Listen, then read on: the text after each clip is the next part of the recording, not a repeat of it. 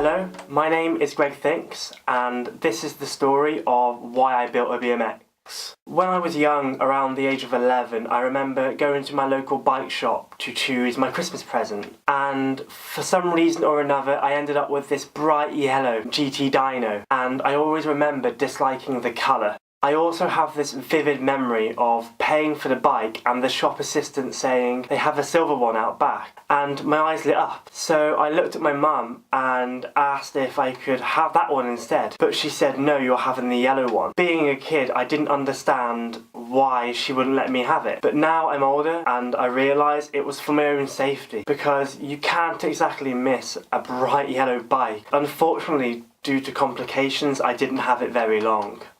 A little over 2 years later, I got my second BMX, and this time I got this 2006 Mongoose Menace, which I absolutely loved. And even when I got rid of it in 2010, it was in amazing condition. So now we come to January the 1st, 2019, when I decided this year I'd finally build that BMX like I always wanted to. So straight away, I knew nothing about building bikes. Now, I need to also know, originally I wanted to build this from second-hand parts for two reasons.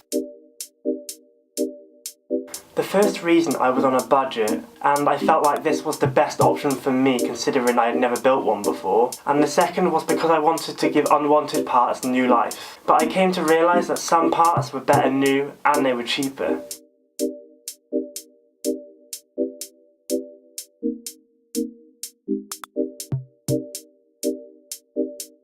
Right from the beginning though, I had trouble, because the progression headset wouldn't sit in the frame, but I was able to work around and cheat by lining it up on top. It's a shame, but this project is about learning something new and thinking on your feet. The forks at this point were easy to put in. When I got them, the sellers seemed to think they were mafia bikes. For the price, I wasn't complaining. The stem was another one of those new parts. But the story behind getting this one in particular was because I was obsessed with GT bikes growing up, and I wanted one of those parts on my bike. And I saw this item and it was cheap, so I had to get it. And then it came to the bottom bracket, which isn't anything special, it does do the job it needs to do. So I was quite happy that it did fit in nicely without much problem.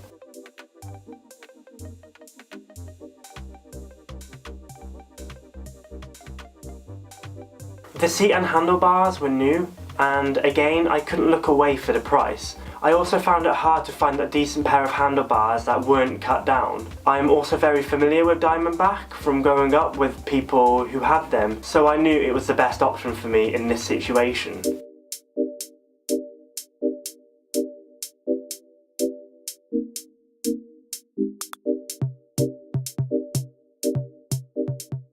The sprocket and cranks were the cheapest parts I was able to come across, as I bought them as spares and repairs. The sprocket, when I first got it, was white and rusted, so I cleaned it up and I was able to in the end make it match the stem, which was a nice little bonus because I did want a chrome sprocket. The cranks on the other hand were a bit knackered, as the pedals are actually fused to the arms, which I don't mind because it was all so cheap, and all I needed to buy for them was some Allen bolts to go in the top, and then I was good to go with that. When it came to put my wheels on, it felt like the front wasn't going to fit, but with a bit of force and some determination, I eventually was able to get it on. The back was much easier, and then came the chain, which I originally thought was going to be the trickiest part of the build, but it ended up being alright.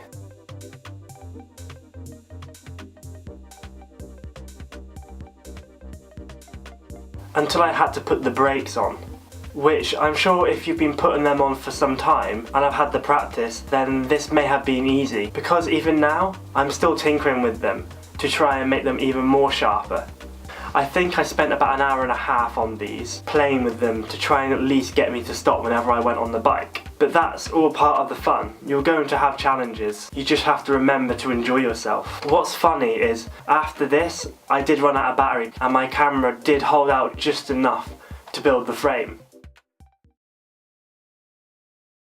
I think you have to take into account that On January the 1st, 2019, I had no idea how to build a BMX at all, but I wanted to set myself a challenge and at the same time gain a new skill. This also goes out to whoever is watching. Don't be afraid to try something new. Never be afraid. And don't let people put you down if you do. It's also nice that I can look at this build and say, I built this from the ground up. This project was a big test, and with it I found out a lot about myself. I just want to say a big thank you to anyone who did come by to watch this video. It's something that I've always wanted to do, and I'm so happy that I've been able to share that with you. If you like what you saw, then hit the like button and maybe comment down below. So till next time, bye bye.